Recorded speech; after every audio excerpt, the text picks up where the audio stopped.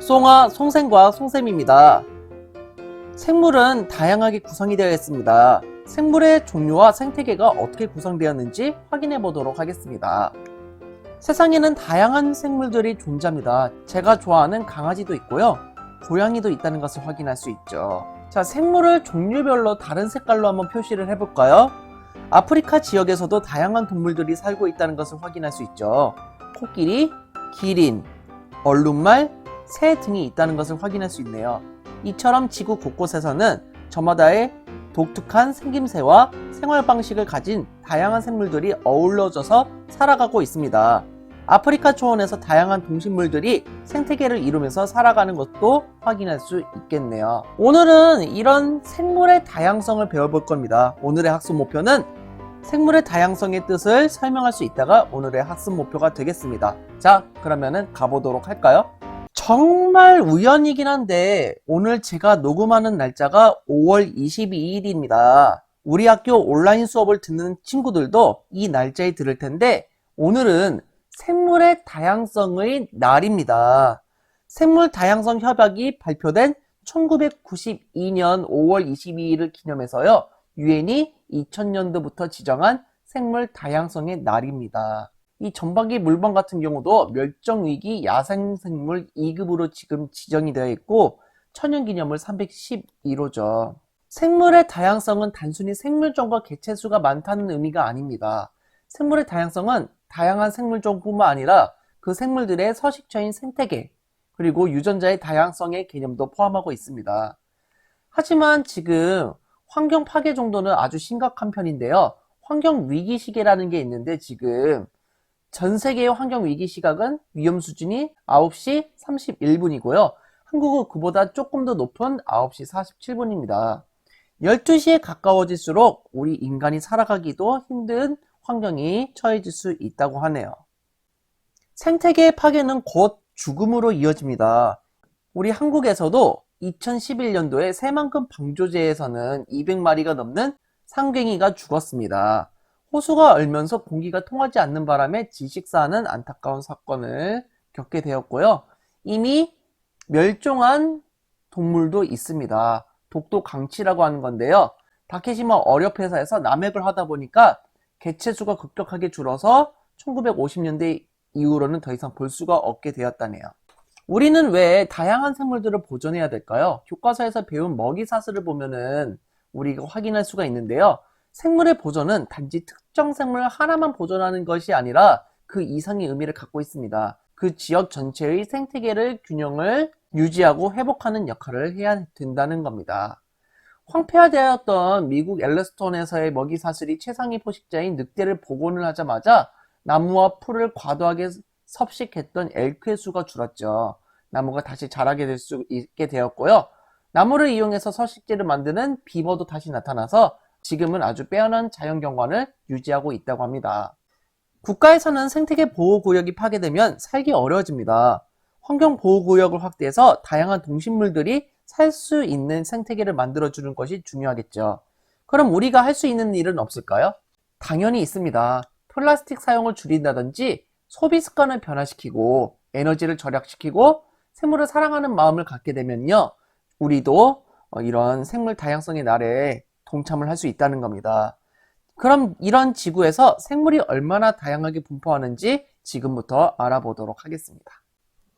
지구 곳곳에서는 다양한 장소에서 생태계를 이루면서 많은 종류의 생물이 살고 있다는 것을 확인할 수 있습니다. 열대우림이나 사막, 초원, 바다, 북극 같은 데서는 다양한 동물이 살고 있다는 것을 확인할 수 있네요. 세계 생물 다양성 정보기구에 따르면요. 172만 종의 생물이 존재하는 것을 확인하였고요. 그 개체수는 증가하고 있다고 합니다. 과학자들은 지구에 살고 있는 생물의 종의 수가 약 1000만 종 정도 된다고 합니다. 지구에는 상상할 수 없을 만큼 많은 종류의 생물이 살고 있을 것이라고 예측하고 있습니다.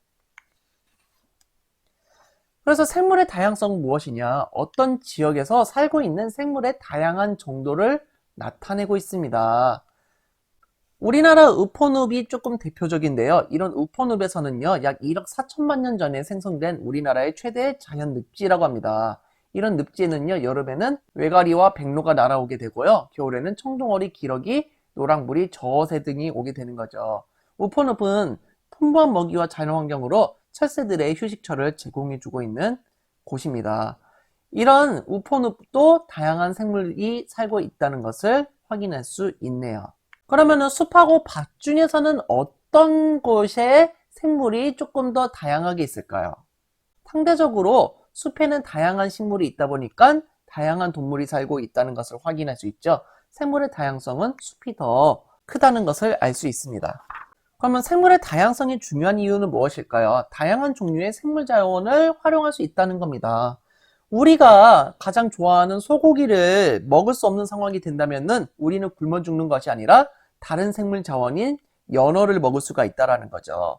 저희는 어떻게 해서든 다른 자원으로 단백질을 공급받을 수가 있다는 거죠. 이처럼 다양한 종류의 생물 자원이 있다면은 우리는 살아갈 수 있는 겁니다.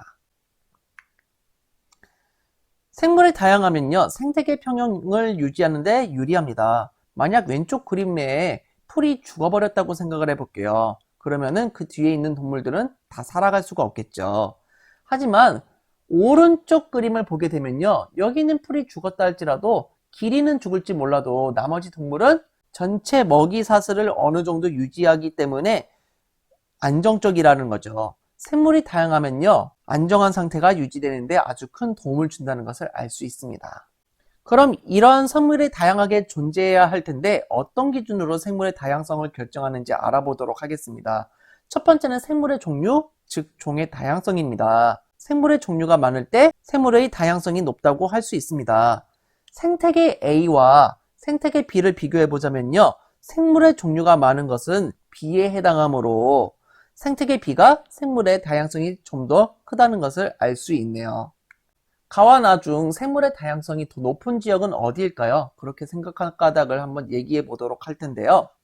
표로 한번 비교해 보면 다음과 같습니다. 여러분이 진짜 나무의 수를 다 일일이 헤아려 봤다면요, 가와 나에 있는 나무의 수는 둘 다 20그루라는 것을 파악을 하셨을 겁니다.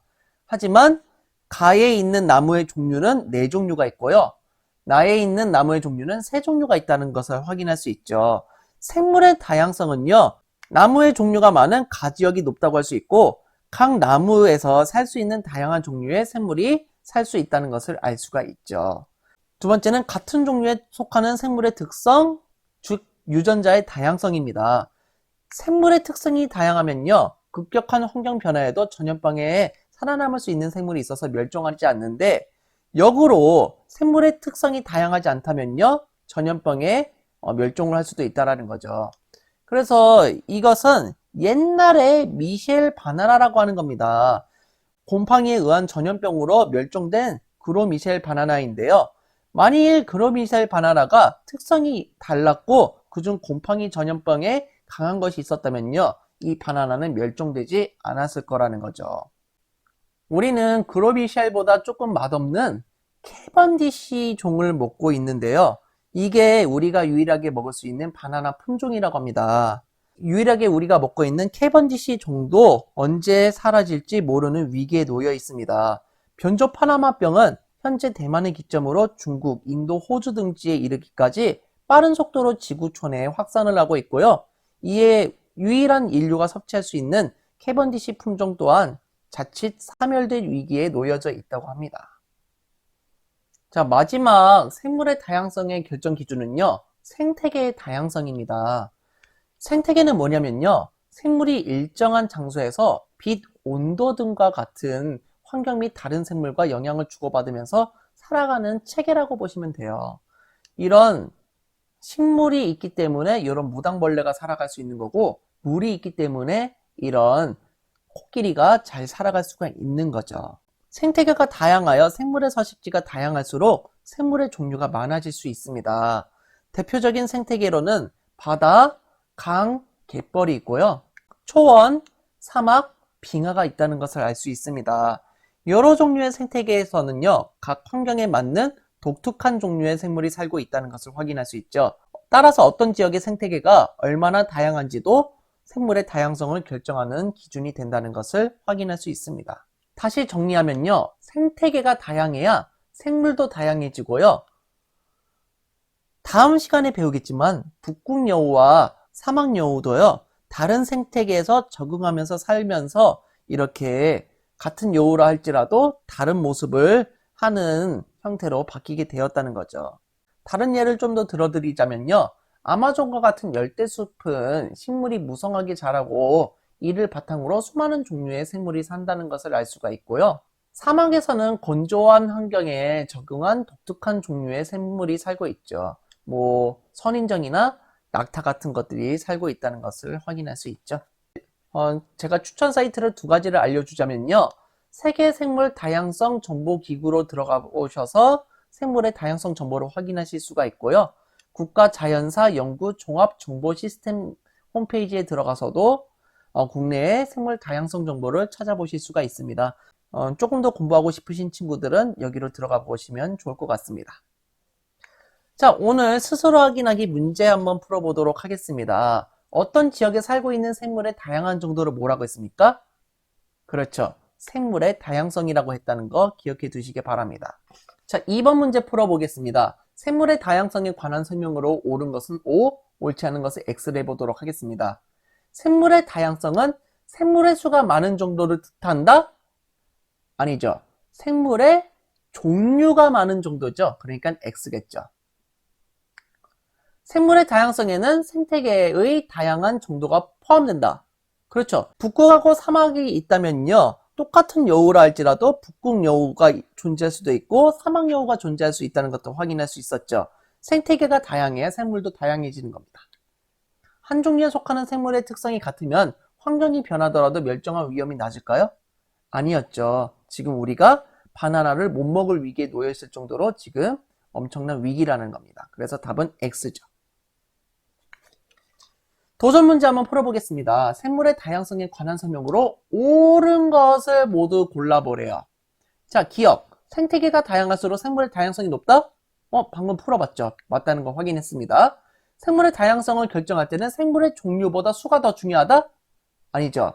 생물의 종류가 더 중요하다고 했었습니다. 그래서 틀리죠. 전염병이 생겼을 때 한 종류에 속하는 생물의 특성이 다양하다면 멸종할 위험이 낮다? 생물의 특성이 다양하대요. 그러면 멸종할 위험이 더 낮아지겠죠. 그래서 답은 기억 디귿입니다.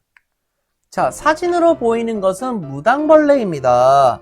같은 종류라 하더라도 겉날개의 색깔과 무늬가 다르죠. 이런 생물이 어떤 과정과 까닭으로 다양해졌는지 알아보고자 합니다. 어떤 내용인지 궁금하시죠? 다음 시간에도 저랑 같이 공부하면 되겠습니다. 이 영상이 유익하셨다면 좋아요, 구독하기 부탁드리겠습니다. 여러분 감사합니다. 송바